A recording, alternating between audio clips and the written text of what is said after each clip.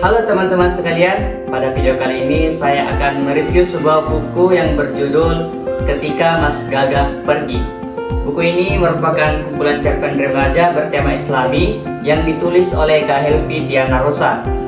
Buku ini dicetak pada tahun 1997 oleh penerbit Andida. Kemudian dicetak kembali pada tahun 2024 pada cetakan ke-70 oleh penerbit Bukunesia. Sedikit bercerita tentang Kak Helvi Tiana Rosa. Kak Helvi Tiana Rosa merupakan mahasiswa sastra dulunya di Universitas Indonesia. Kemudian ia memulai karirnya sebagai penulis pada tahun 1992. Pada saat itu ia menyerahkan naskah kumpulan cerpen Ketika Mas Gagah Pergi kepada dosennya, dan dosennya tersebut yang terkenal killer mengakui bahwa karya Kak Helvi Tiana Rosa ini merupakan karya yang cukup bagus dan bahkan sangat bagus karena karya ini mengangkat isu-isu tentang hak asasi manusia dan tentang Islam yang ada di Indonesia.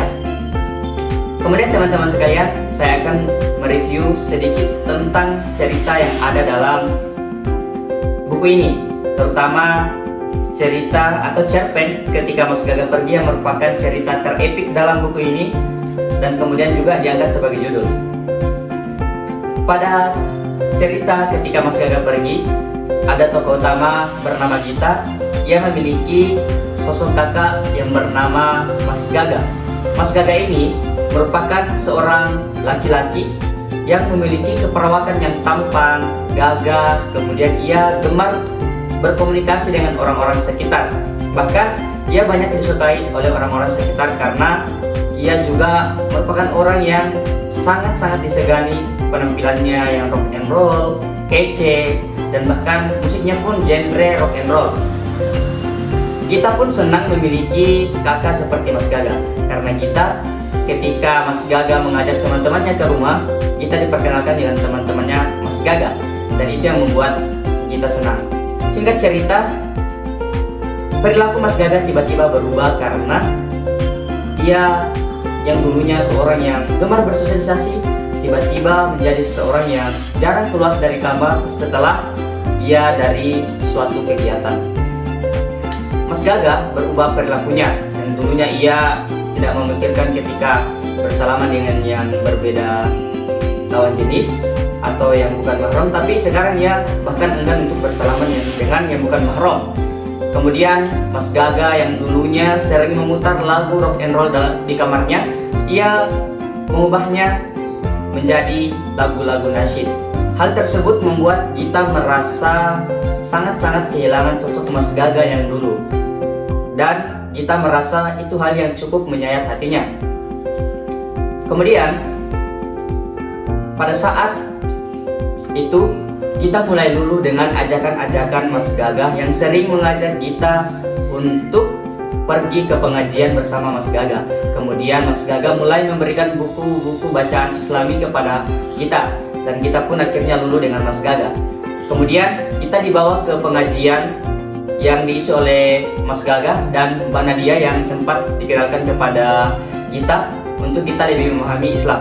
Pada saat itu kita bertanya tentang kenapa sih jilbab sangat wajib oleh perempuan, kenapa sih hijab sangat wajib, sedangkan di luar sana banyak orang-orang yang keluar dari pesantren mereka bahkan melepas jilbabnya begitu saja. Kemudian Mbak Nadia yang menjadi pemateri yang menemani Mas Gagah menjawab 7 alasan, dan alasan yang ke-7 membuat kita merasa bahwa dia harus mengetapkan hijabnya. Pada saat itu alasan yang ke-7 itu berbunyi seperti ini: berhijab tak pernah menghalangi muslimah untuk maju dalam kebaikan. Berhijab memang bukanlah satu-satunya indikator ketakwaan, namun berhijab merupakan sebuah realisasi amaliyah dari keimanan seorang muslimah. Jadi, lakukanlah semampunya. Tak perlu ada pernyataan-pernyataan negatif seperti kalau aku hati dulu yang dihijabin. Hatikan urusan Allah, tugas kita beramal saja dengan ikhlas. Dari alasan tersebut, kita merasa harus memantapkan untuk memakai jilbab. Singkat cerita, kita sudah siap untuk menggunakan hijab, berjilbab dan menutupi auratnya. Akan tetapi, suatu ketika Mas Gagah mengalami sebuah insiden yang membuatnya jatuh sakit, dan pada saat itu kita harus kehilangan sosok Mas Gaga yang sudah merubah hidupnya lebih baik. Dan sebelum Mas Gaga meninggal, pada saat Mas Gaga meninggal, kita tidak sempat memperlihatkan kepada kakak kesayangannya tersebut bahwa dia sudah berjilbab. Seperti itu teman-teman, salah satu cerita dari cerpen ini. Kemudian teman-teman sekalian, hal yang menarik dari cerpen ini yang harus teman-teman ketahui adalah bahwa cerpen ini, buku ini yang ditulis oleh KLP, sangat-sangat mengangkat tentang tema-tema Islami, tema-tema hak asasi manusia, serta tema-tema tentang warga-warga atau masyarakat Palestina yang dijajah hingga sampai saat ini. Cerpen ini sangat-sangat menginspirasi teman-teman sekalian. Bahkan dibuktikan dengan pembaca yang mengomentari buku ini bahwa mereka bahkan mendapat hidayah dari membaca buku ini, teman-teman sekalian. Jika saya diberikan kesempatan untuk merating buku ini dari 1 sampai 10, saya akan memberikannya 10 dari 10. Kenapa? Karena membaca buku ini saya merasa bahwa selama ini saya sangat-sangat menghiraukan atau tidak memperdulikan ibadah saya setiap hari. Sehingga pada saat membaca buku ini, saya merasa bahwa saya harus meningkatkan ibadah saya setiap hari. Karena Tuhan yang memiliki segalanya, Tuhan yang memiliki alam semesta, sehingga kita harus beribadah kepadanya. Tapi teman-teman sekalian jangan khawatir, dalam buku ini ceritanya dikemas dengan sangat menarik sehingga teman-teman tidak akan bosan membacanya. Insya Allah teman-teman akan mendapatkan motivasi dalamnya. Baik teman-teman sekalian, buku ini sangat recommended untuk teman-teman sekalian baca, karena buku ini merupakan buku yang sangat-sangat memberikan motivasi Islami. Jika teman-teman cari buku motivasi Islam, ini bukunya. Jika teman-teman cari cerpen atau mencari nilai-nilai keislaman dalam sebuah karya fiksi, buku inilah yang harus teman-teman baca.